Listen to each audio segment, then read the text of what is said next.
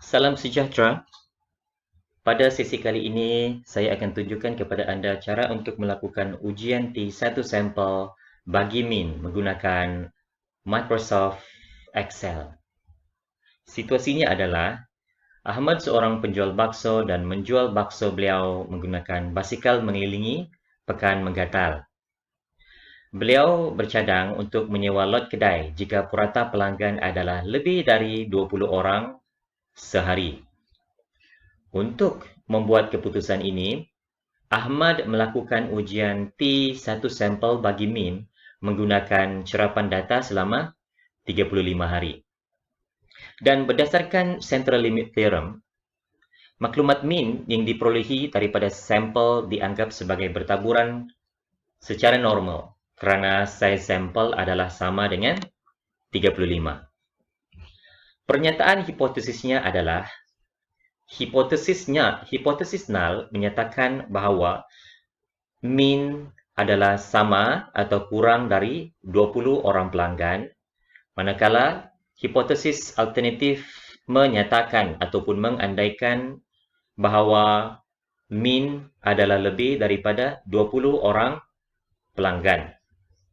Dan dalam melakukan ujian T ini, Ahmad menggunakan aras keertian sebanyak 5%, di mana alfa adalah sama dengan 0.05. Berdasarkan pernyataan hipotesis, kita tahu bahawa kita sedang menjalankan ujian satu ekor, atau lebih tepat lagi, kita sedang menjalankan ujian ekor kanan. Dan berikut adalah maklumat yang diperolehi oleh Ahmad bagi cerapan selama 35 hari. Oleh kerana Microsoft Excel tidak mempunyai fungsi untuk menjalankan ujian hipotesis T bagi satu sampel, apa yang kita perlu buat terlebih dahulu adalah dengan memasukkan pembuli ubah dummy dan mengandaikan bahawa nilai bagi setiap data atau setiap cerapan adalah sama dengan 0. Setelah itu, klik pada bahagian data dan pilih Data Analysis Tools. Pilih T-Test with 2 sample assuming unequal variances dan klik OK. Bagi input variable 1 range, kita masukkan maklumat bagi pelanggan. Manakala bagi variable 2 range, kita masukkan maklumat bagi pembeli ubah dummy. Untuk hypothesize mean difference, kita masukkan 20 orang pelanggan kerana Ahmad mengandaikan bahawa jumlah pelanggan adalah lebih daripada 20 orang dalam hipotesis alternatif. Dan klik pada label kerana kita memasukkan sel bagi pelanggan dan juga sel bagi dummy variables.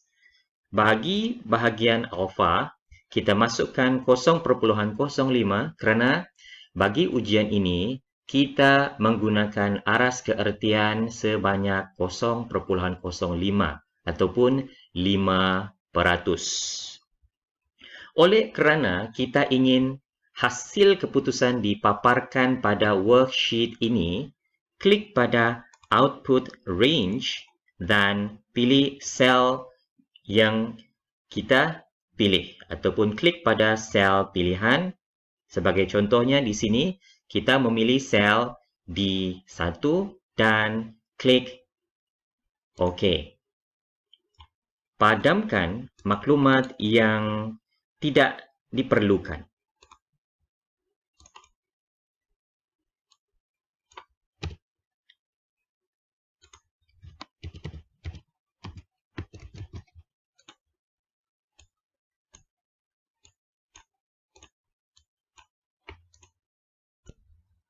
Berdasarkan dapatan analisis, mean pelanggan adalah 16.34, variance adalah 59.11,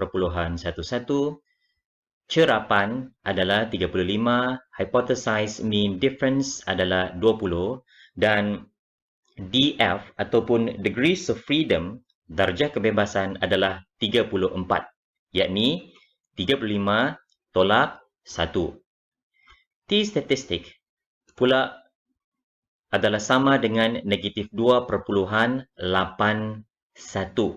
yang boleh diperolehi dengan menolak mean dengan hypothesized mean difference dan dibahagi dengan sisihan piawai pelanggan bahagi punca kuasa 2 saiz sampel.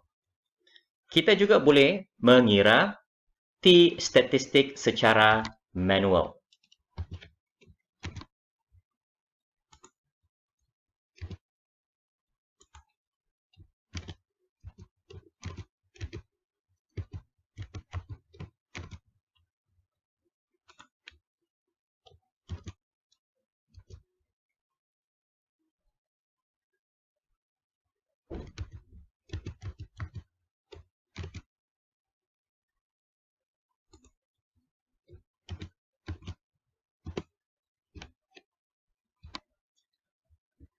Oleh kerana kita tahu bahawa kita sedang melakukan ujian satu ekor, maka kita boleh merujuk kepada nilai P satu ekor atau P value for one tail test.